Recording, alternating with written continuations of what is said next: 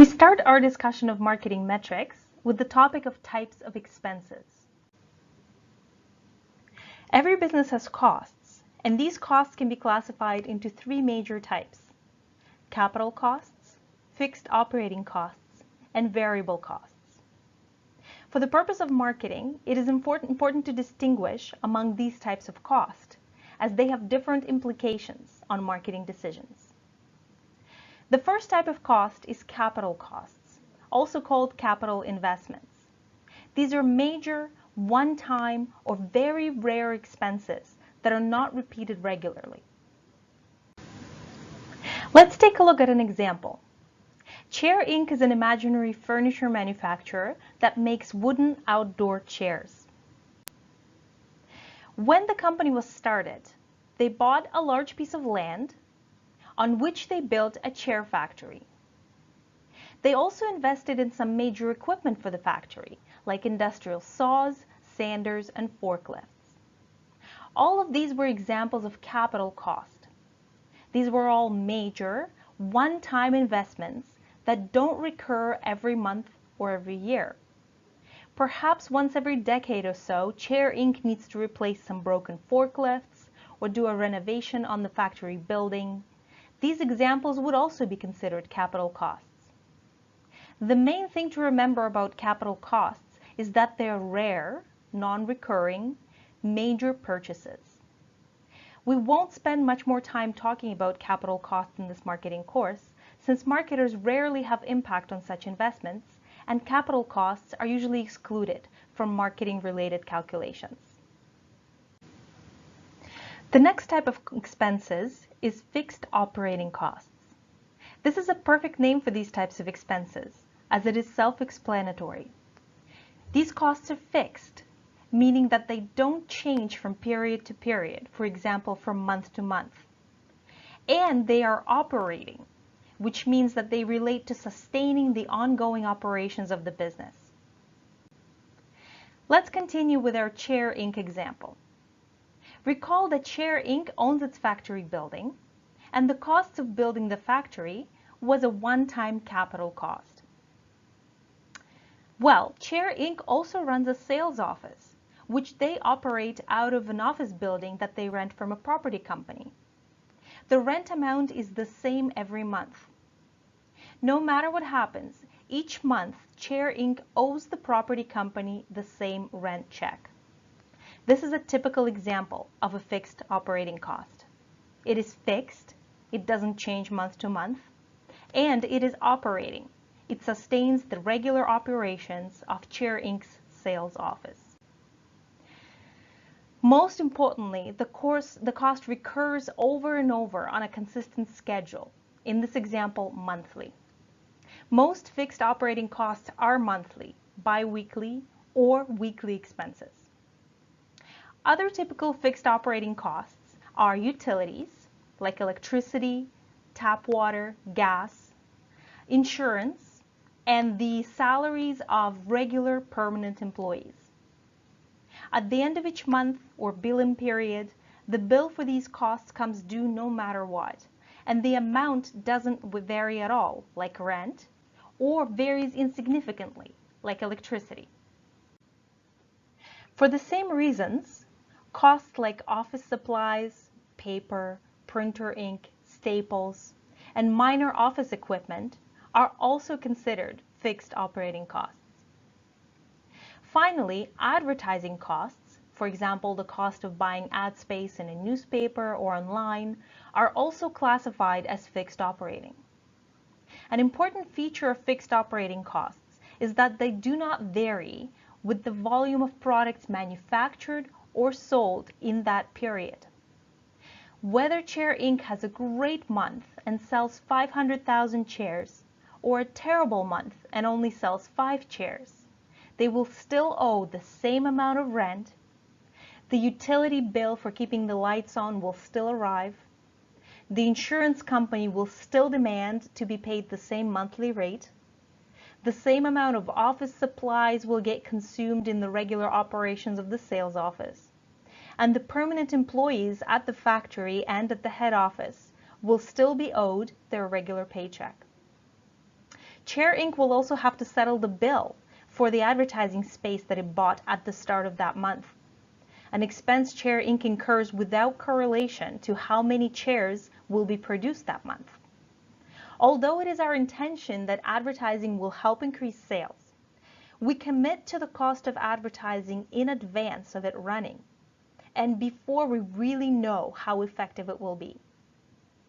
So, to recap, rent, utilities, insurance, permanent staff wages, office supplies, advertising, and any other regularly repeating expenses that do not directly correlate to the number of units produced or sold, or in other words, are incurred regardless of the amount of units made or sold, are called fixed operating costs.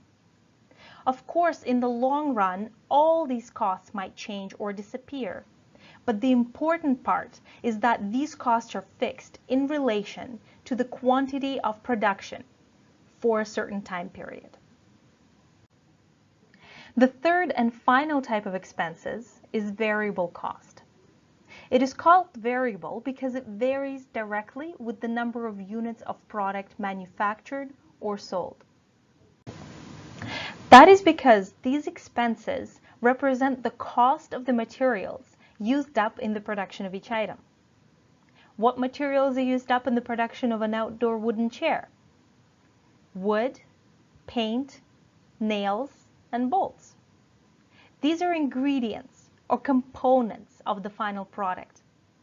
The amount of wood Chair Inc. uses up in a particular day, week, or month correlates exactly with the number of chairs the factory produces in that period. In other words, these costs vary with the production volume. We can even express these costs per unit. This would be easy to do and logical. Chair Inc. knows that to make each chair it needs 6 planks of wood, 200 grams of paint, 9 nails, and 12 screws. They could even calculate exactly the dollar amount of these costs involved in making each chair. And if we knew that Chair Inc. produced 100 chairs last week, we could simply multiply these per unit costs by 100 to get the total variable cost for that period. Other obvious various costs that are incurred per item sold are packaging and shipping. What is a bit less obvious is how to treat the cost of labor. Recall that Chair Inc. has permanent salaried employees at the factory and at the sales office who show up every day and are owed a standard monthly paycheck at the end of each month. These employees are paid a preset salary that doesn't vary with the volume of production. So we consider their wages a fixed operating cost. However, Chair Inc.'s business is seasonal. Customers tend to buy outdoor furniture in late spring, so Chair Inc.'s production and sales volume increase drastically in April each year. To deal with the spike in the demand, Chair Inc. hires several temporary workers for the month of April. The number of temporary workers hired correlates directly with the increase in demand. Their wages don't recur month to month and are considered variable costs. Another type of labor cost classified as variable is commissions. Chair Inc. salespeople at the sales office are permanent employees whose base salaries, as we already discussed, are fixed operating costs as they recur each month in the same amount.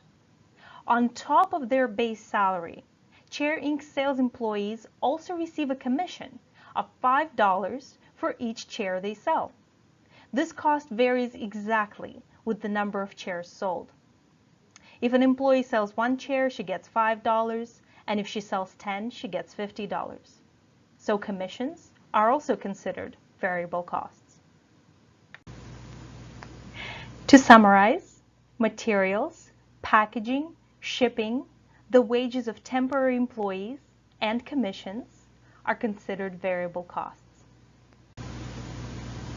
So, to recap, land, owned buildings, and major equipment are capital costs. Recurring expenses like rent, insurance, utilities, office supplies, advertising, and the salaries of permanent employees are fixed operating costs. The costs directly involved in production and sale of products, like raw materials, parts, packaging, shipping, sales commissions, and the wages of temporary employees, are variable costs. Make sure that you're able to accurately classify fixed operating costs versus variable costs. This skill will be very important for the upcoming marketing metrics topics that we will cover later in this course. Let's practice together on another example. These are the costs involved in operating Ice Dream, an ice cream shop. Which of these are fixed operating costs, which are variable costs, and which are capital costs? The owner's salary, dairy cream, electricity, rent for the storefront, advertising, waffle cones, cleaning supplies, wages of the temporary summer employees, and the ice cream machine. Feel free to pause the video while you think about it.